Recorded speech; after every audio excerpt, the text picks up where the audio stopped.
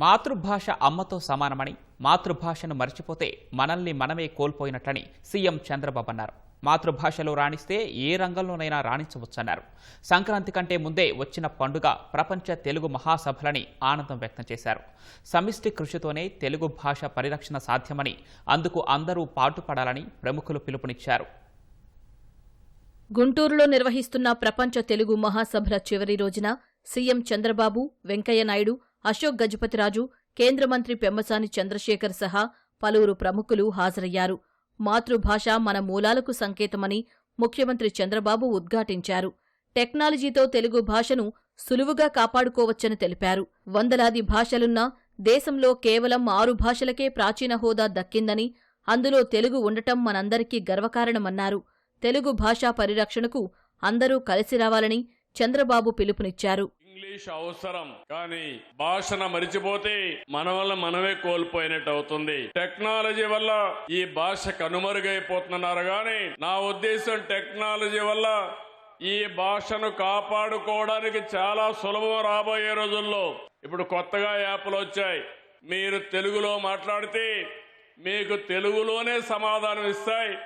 ఏ బాధ లేదు. కనీసం టైప్ చేయడానికి తెలియని వాళ్ళు కూడా ఈ టెక్నాలజీ ఉపయోగించుకునే పరిస్థితి వస్తుంది.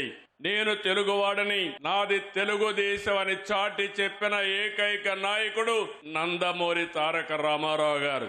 భాషా ప్రయుక్త రాష్ట్రాలు రావాలని, తెలుగు మాట్లాడే వారికి ఒక రాష్ట్రం ఉండాలని పోరాడిన వ్యక్తి, ప్రాణత్యాగం చేసి మనకు తెలుగు భాషకు ఒక రాష్ట్రాన్ని ఏర్పాటు చేసిన మహనీయుడు పొట్టి శ్రీరాముల్ని మరవలేమని మరొకసారి మీ అందరికీ విజ్ఞప్తి చేస్తున్నా. ఈనాడు పత్రిక ద్వారా తెలుగు భాషకు ఎనలేని సేవ అందించినటువంటి రామోజీరావు గారిని జాతి మరవదని చెప్పి కూడా నేను మీకు తెలియజేస్తున్నా. ఇంతటి ఘన చరిత్ర కలిగిన మన మాతృభాషను ప్రతి ఒక్కరూ పరిరక్షించుకోవాల్సిన అవసరం ఉంది.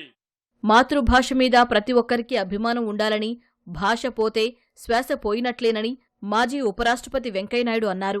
భాషా సాహిత్య సంస్కృతి పరిరక్షణకు ఎవరూ ప్రత్యేకంగా ఉద్యమించాల్సిన అవసరం లేదని, ప్రతి ఒక్కరూ తెలుగులో మాట్లాడితే చాలని సూచించారు. ప్రభుత్వాలు ప్రజల మధ్య ఉత్తర ప్రత్యుత్తరాలు తెలుగులోనే జరిగేలా చూడాలని పాలకులకు సూచించారు. తెలుగువాడు తెలుగులో మాట్లాడితే తెలుగు బతుకుతుంది. దాన్ని ఎవడూ ఆపలేడు. దయచేసి ఆ పని చేయండి. అమ్మా, నానా, తాతయ్య, అమ్మమ్మ, చిన్నానా, పెదనానా, బావా, మరదలా అంటే అంత అందంగా ఉంటుంది చూడండి. మనం అటు కాకుండా sister in-law, brother in-law, mother in law అంటే చట్ట ప్రకారమే కానీ మనకు సంబంధం లేదని ఆలోచించవలసిగా మీకు మనం చేస్తాను. నేను మొన్న మా డ్రైవర్ ఇంకొకటితో మాట్లాడుకుంటే నేను చూశాను. అని దగ్గర చెప్తున్నాను. డ్రైవర్ ఫోన్లో మాట్లాడు, హలో బ్రో ఎలా ఉన్నామని. ఎవరితో మాడుతున్నారా? బ్రోకర్తోనా అన్నా నేను. బ్రోకర్ కాదు సార్, బ్రో అంటే బ్రదర్ అని. బ్రదర్ బ్రోనా? ఏమి జబ్బు ఇది? ఏమి అంటురోగం ఇది?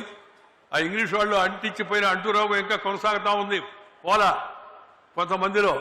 అందుకని దయచేసి మనము మన భాషలో, మన ఇంట్లో, మన వీధిలో, మన గుడిలో, మన బడిలో, అమ్మ ఒడిలో నుంచి వచ్చిన భాషలో మాట్లాడితే తెలుగు భాష తప్పనిసరిగా ఇంకా ముందుకు వెళుతోందని చెప్పని ఈ సందర్భంగా మనవి చేస్తా ఉన్నాను. తెలుగు భాష సంస్కృతిని భావితరాలకు అందించాల్సిన బాధ్యత అందరిపైనా ఉందని గోవా గవర్నర్ అశోక్ గజపతిరాజు అన్నారు. భాషా పరిరక్షణకు ఆయన పలు సూచనలు చేశారు. సమిష్టి కృషితోనే తెలుగు భాష అభివృద్ధి సాధిస్తుందని ఆశాభావం వ్యక్తం చేశారు. తరతరాల మధ్య కుటుంబ బంధాలను భాష బలపరుస్తుందని కేంద్ర మంత్రి పెమ్మసాని చంద్రశేఖర్ అన్నారు. ఆంగ్లం నేర్చుకోవడం తప్పు కాదని, తెలుగు మర్చిపోవడం తప్పేనని వ్యాఖ్యానించారు. భాష ఉండాలి, తెలుగు సంస్కృతి ఉండాలి. తద్వారా మనకి భారతీయ విలువలు ఎలా పెరిగాయో భావి తరాలకి అందించాలని మనం అందరూ అనుకున్నా ఆ కోరికల్ని కార్యరూపంలో ఎలా దాల్చాలి, అది మన అందరి ముందన ఒక పెద్ద సమస్యగా నిలబడ ఉందని నేను అనుకుంటా ఉన్నాను. భాష చనిపోతే సంస్కృతి చనిపోతుంది, సంస్కృతి చనిపోతే మనకి గుర్తింపు మాయమవుతుంది అని కూడా మీరు అందరూ తెలుసుకోవాలి. ఇంట్లో తెలుగులో మాట్లాడాలి. నేను కూడా అమెరికాలో ఉన్న మా పిల్లలతో ఎప్పుడు తెలుగులోనే మాట్లాడతాం. ఎందుకంటే తల్లిదండ్రులే మొట్టమొదటి గురువులు పిల్లలకని తెలుసుకోవాలి.